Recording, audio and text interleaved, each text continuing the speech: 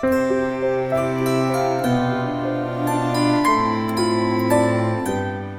திருநெல்வேலியிலேருந்து நாங்கள் அம்பாசமுத்திரம் பகுதியில் ஒரு தடவை போயிருக்கேன். நான் ஏதோ ஒரு பணிக்காக போயிருக்கேன்.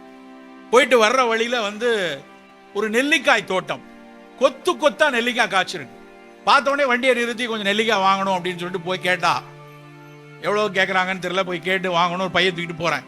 போனால் அவர்கிட்ட போய் கேட்டு, சார் நெல்லிக்காய் வேணும், எவ்வளோ விற்பீங்களா? தோட்டக்காரர் மாதிரி வாசலில் உட்காந்துருக்காரு. நீ போய் எடுத்துக்கோப்பா, எவ்வளோ வேணும் எடுத்துக்கோ அப்படின்னாரு. நம்ம வெளிநாடுகள் எல்லாம் இந்த மாதிரியான பெரிய தோட்டங்கள், செரி பழங்கள், ப்ளூபெரி இருக்குது, ரோஸ்பெரி இருக்குன்னா நம்மளே போய் பறிச்சுட்டு அவங்க எடை போட்டி கொடுப்பாங்க. அதுக்குன்னே ஒரு கூட்டம் போய் வாங்கும். நம்ம ஊரில் கூட அப்படி வந்திருக்காங்க, ரொம்ப நல்லா இருக்குன்னு போய் நானே போய் அங்கங்கே இருக்கலாம் பறித்து பேக்லாம் எல்லிட்டு கொடுத்து, சார் எவ்வளோ கொடுக்கணும் நான் அப்படின்னு கேட்க, எடுத்துகிட்டு போங்க சார். ரொம்ப அலட்சியமாக சொன்னார், எடுத்துகிட்டு போங்க சார். என்ன இது, ஏன் இப்படி சொல்கிறீங்க? எடுத்துகிட்டு போங்கன்னா அவர் சொல்கிறாரு, சார் பறிகூலி கூட கிடைக்காது சார், 5 ரூபாய்க்கு 6 ரூபாய்க்கும் கேட்டுட்டு இருக்கானுங்க, நானே என்ன செய்யணும் வச்சுருக்கேன், நீங்கள் யூஸ் பண்ணலாம் வச்சுக்கோங்க அப்படின்னாரு. அவ்வளவு வேதனையாக இருந்துச்சு. உலகத்தின் ஆக சிறந்த பழம் நெல்லிக்காய். நீங்கள் மருத்துவ ரீதியாக அதுக்குள்ளே இருக்கக்கூடிய அத்தனை கூறுகள், நம்ம எல்லாருக்கும் தெரிஞ்சது விட்டமின் சி இருக்குது. அது மட்டும் இல்லை, அதில் இருக்கக்கூடிய டேனின்ல, அதில் இருக்கக்கூடிய ஃப்ரீ ரேடிக்கல் ஸ்கேவெஞ்சிங், அதில் இருக்கக்கூடிய ஆன்டி ஆக்சிடென்ட், உலர்த்தினாலும் குறையாத விட்டமின் சி. ரொம்ப முக்கியமாக தெரிஞ்சுக்கணும், விட்டமின் சி ஈஸியாக வெயிலில் காஞ்சி போயிடும், ஆனால் நெல்லிக்காயில் போகாது. அவ்வளவு சிறப்பான நெல்லிக்காய் தினம் தினம் நம்ம சாப்பிடக்கூடாது. தினம் எடுக்கலாம். எத்தனை பேர் நம்ம சாப்பிட்றோம் தினம்? ஆனால் நம்ம வீட்டில் ஆப்பிள் வாங்கி வைக்கிறோம். எங்கேயாவது யாரையாவது பார்க்க போனால் உடனே ஆப்பிள் வாங்கிட்டு போகிறதா, மாதுளம்பழம் வாங்கிட்டு போகிறதா. ஏன் நெல்லிக்காய் வாங்கிட்டு போகக்கூடாது? ஏன் நெல்லிக்காவை இன்னொருத்தர் கொடுக்கக்கூடாது? எனக்கு அந்த விவசாயியை பார்க்கும்போது அவ்வளவு வேதனையாக இருக்கும். உலகில் மிகச்சிறந்த ஒரு ப்ராடக்டாக அவர் பண்ணுறாரு, ஆனால் பறிகூலி கூட கிடைக்காது சார், எடுத்துகிட்டு போங்க. இங்கே தான் நெல்லைக்கு பக்கத்தில், இப்போ தென்காசி மாவட்டம், அது தென்காசியில் அப்படி வித்துக்கிட்டு இருக்காங்க. ரொம்ப ரொம்ப வேதனையாக. நல்ல பொருட்கள் மீதான ஒரு பார்வை நாம் மாறணும். வாழைப்பழத்தை நம்ம எவ்வளவு துச்சமாக நினைக்கிறோம். வாழைப்பழம்னா என்னது, அது ஏதோ சுகர்காரங்க ஏற்கனவே சாப்பிட முடியாது, ரொம்ப ஹை கிளைசிமிக்.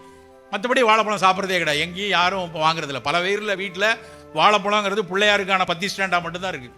சாமி முடும்போது வச்சுட்டு தூக்கி தூர போட்டுறது. தினம் சாப்பிடக்கூடிய ஆகச்சிறந்த பழங்களில் ஒன்று வாழைப்பழம்.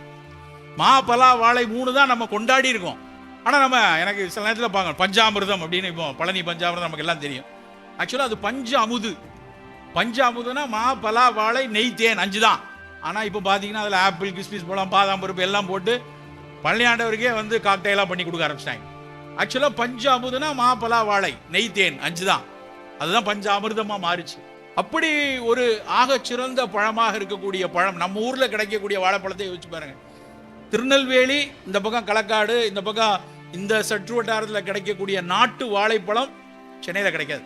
இந்த நாட்டு வாழைப்பழத்தில் தொலியை உரிச்சிட்டோம்னா தொலி வந்துருச்சான்னு தெரியாது, அவ்வளவு நார் இருக்கும்.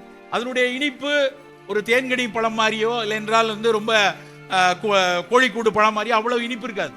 அந்த வாழைப்பழத்தில் இருக்கக்கூடிய பொட்டாசியமும் அந்த நார் சத்தும் குழந்தைகளுக்கு அவ்வளவு சிறப்பு. சக்கரை வியாதிக்காரங்க எடுக்க வேண்டாம், சக்கரை வியாதிக்கு அது ஹை கிளைசமிக் ஃபுட், நிச்சயமாக அது ஆகாது. ஆனால் மற்ற அத்தனை குழந்தைகளுக்கு நம்ம ஒரு வாழைப்பழம் கொடுக்கலாம். பெரியவர்கள் அத்தனை பேரும் சக்கரை வியாதிக்காரங்களா இருந்தாலும் அத்தனை பேரும் நெல்லிக்காயை சாப்பிடலாம். ஏன் அதை விளக்குறோம்? நம்ம போய் ஸ்ட்ராபெரி வாங்கலாமா பிள்ளைகளுக்கு? ப்ளூபெரி கிடைக்குமா? நட்ஸ் அண்ட் ஸ்பைசஸ்னு ஒரு கடை உண்டு எங்கள் ஊரில் சென்னையில். 100 கிராம் 400 ரூபாய்க்கு விற்கிறான் ட்ரை ப்ளூபெரி. அப்படி என்ன அதில் இருக்கு? அந்த ப்ளூபெரியில் இருக்கக்கூடிய அதே ஆந்தோசைனின் தான் நம்ம ஊர் நவ்வாப்பழத்தில் இருக்கு.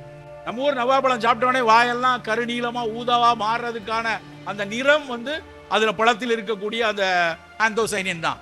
அப்ப நம்ம ஊர் பழத்தை சாப்பிடாம போய் வெளிநாட்டுல ப்ளூபெரி, ஸ்ட்ராபெரி எல்லாம் எதுக்கு?